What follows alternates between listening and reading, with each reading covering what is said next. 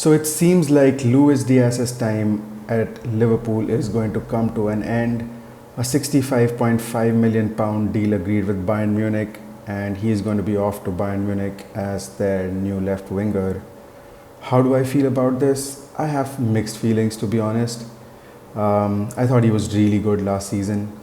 17 goals, 5 assists, 13 goals in the league, and I really believe he set the tone during the start of the season. Especially I remember the goals at Old Trafford, that brace at Old Trafford, fantastic. And I think that was one of the big moments where I felt, okay, this could be a special season, and he played a big part in setting that tone early on.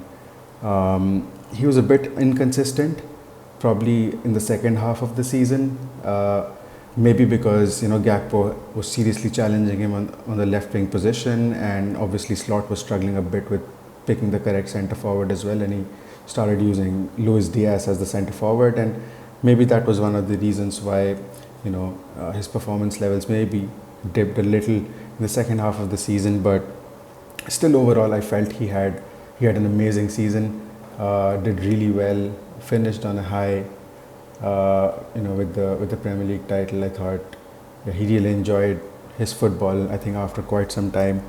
And that's my thought process about it, that I think we are willingly now letting, in my opinion, our second best attacker go.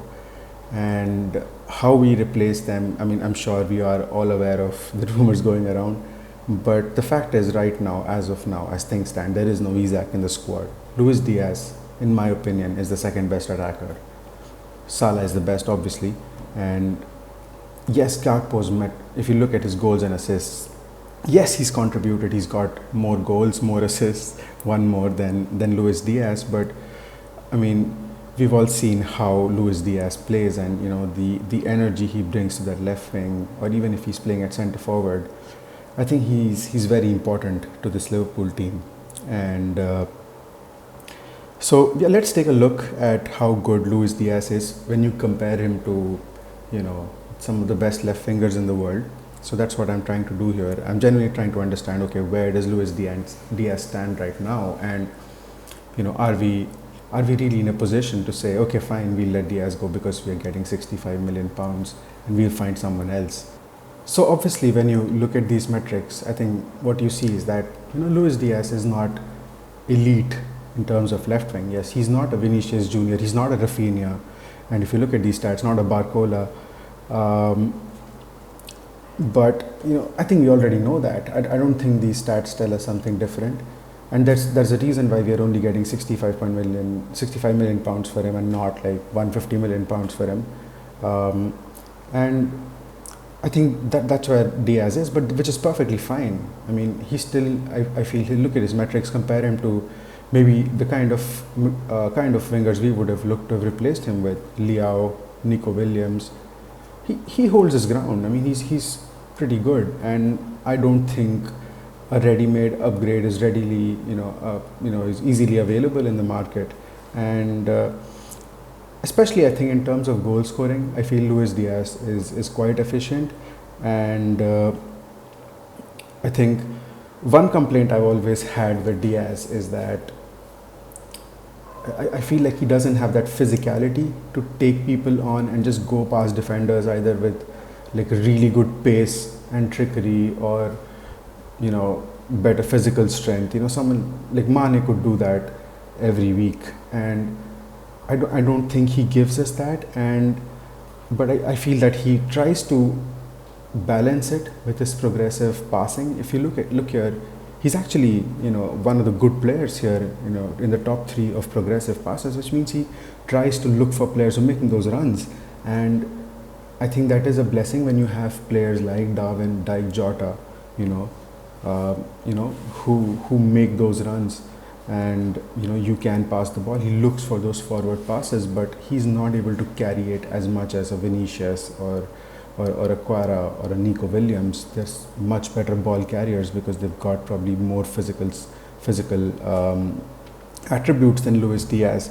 And I think he does choose his moments, to take people on. and even in terms of shooting, I believe, sometimes he just chooses his moment to take that shot, and doesn't try to be that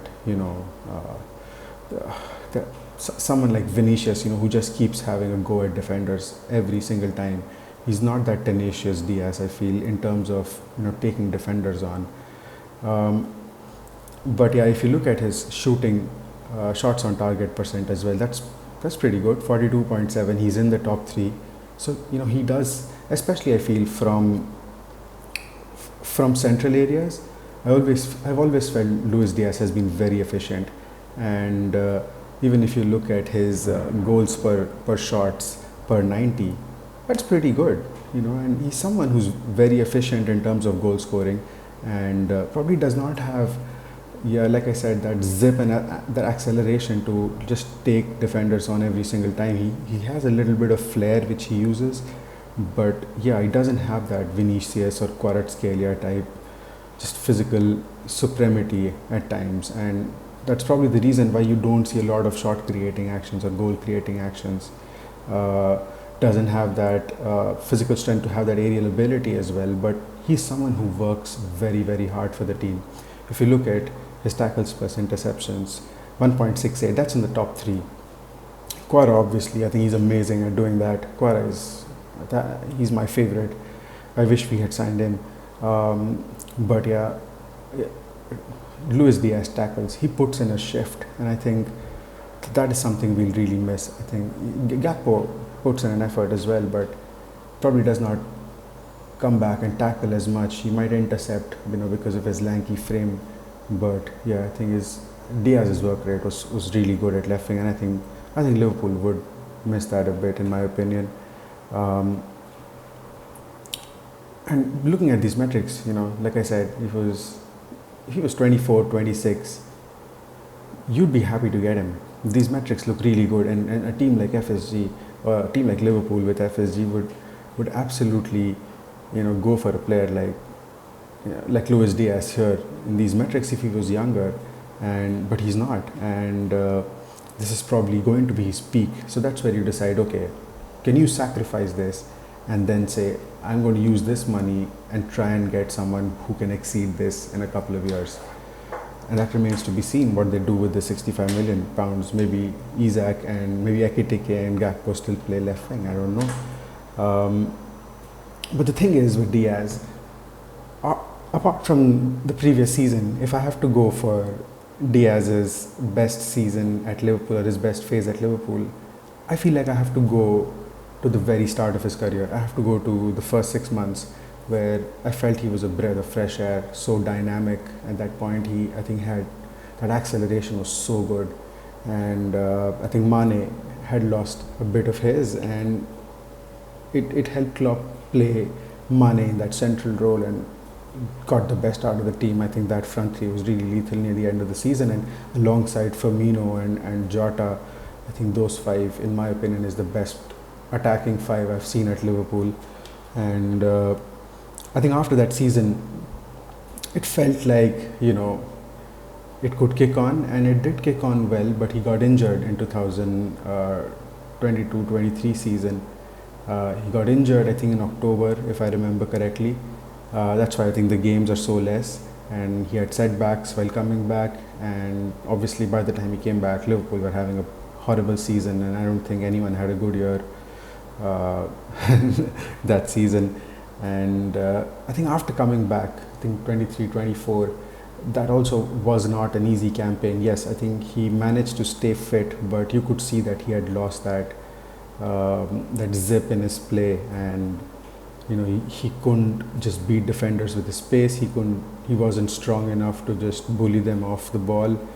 And I think now is when I feel that after his 2024-25 campaign, that he could have had an all-timer in the upcoming season. We've persevered with his injuries, we've persevered with bad form, we've built that emotional connect. He loves the fans, we love him, and that's why I think it feels a bit incomplete. But how would I remember Luis Díaz? I still reckon he is the second best winger I've seen at Liverpool since Sadio Mane, and I don't think anyone else comes close. And also that he's leaving us after winning the Premier League, after being one of our best players, and thankful for that. So yeah, like I said, I wish it could have continued, but I think that's where it's going. The new era under Slot, it's not going to have Luis Díaz. It does feel a bit weird, but I mean, if I look at it from both sides, from a Liverpool thought process, he's 28 years old. Does it make sense to give him a salary bump now, which in a contract which would take him into his 30s? He has been inconsistent, but I feel like maybe he did earn that, but yeah, maybe Liverpool feel otherwise. And from a Luis Díaz perspective, it's going to be probably his last big contract, and he is justified in feeling that he should be compensated better. And I think the request to go to Bayern Munich so that he could go to a fairly big club and probably get a contract that he wants. It's fair game. But yeah, I think that begs the question, what about our left wing? How do we look at our left wing? Is Cody Gakpo the answer? To be fair, Cody Gakpo had a brilliant season as well. He wasn't great under Jurgen Klopp in his last season, but I felt he fought and won his place back, absolutely pushed Diaz on that left wing, and eventually got that position, and the manager had to play Luis Díaz centrally. And the thing with Gakpo is that if he's in good form and if he's scoring goals, I think he's a good player to have in the team. If you look here, he's actually, his goals per 90, his assists per 90, they're higher than Diaz, even though Diaz's XG and X assist is higher. But if Cody Gakpo is doing what he does, which is being efficient and putting up numbers, he's a good player to have. But if he's not doing that, then I think that's where the problem comes, because he doesn't offer anything extra. He's not progressive by any means, and yes, he does take people on, does take defenders on, because he's got that lanky frame and he can probably cover more distance, but I don't think he creates that magic inside the box. And yes, if you see tackles and interceptions is high, but the interceptions are probably higher for Gakpo, again because of his lanky frame, and whereas Diaz probably has more tackles. But yeah, I mean, if not Gakpo, then who? Maybe Ekitike. If Isak does join, Ekitike is not going to play a lot at centre forward, so maybe he'll have to get some of his minutes at left wing. But if I look at his heat map compared to Diaz, it's very different. Ekitike plays like a striker. You can see that probably prefers the left a little bit, but he's not played in those areas a lot. He does like to, get into the midfield, get part of the link-up play. You do see that, but he's not played in left wing for me to see. Is he going to be similar? Is he going to be different? I think it remains to be seen. It's a bit of a mystery. I think if we do see that this season, it'll be an interesting find. But Gakpo is very different. Again, probably doesn't have that work rate, doesn't have that tenacity in terms of defensive and that aggression in defending. Probably doesn't have that as much as Diaz. And Malik Fofana has been linked as well, and his metrics look good, although he's not very tall, so I think he also does not have great physical metrics, but he does put in effort. So it remains to be seen how we can find solutions at left wing. And Rio and Ngumoha, maybe this is a great opportunity for him if we do not sign another left winger, if it's going to be Gakpo, Ekitike and Rio and Ngumoha. To get some minutes. I think that's a big opportunity for him, and you can see that he's got something about him. He's got some X factor.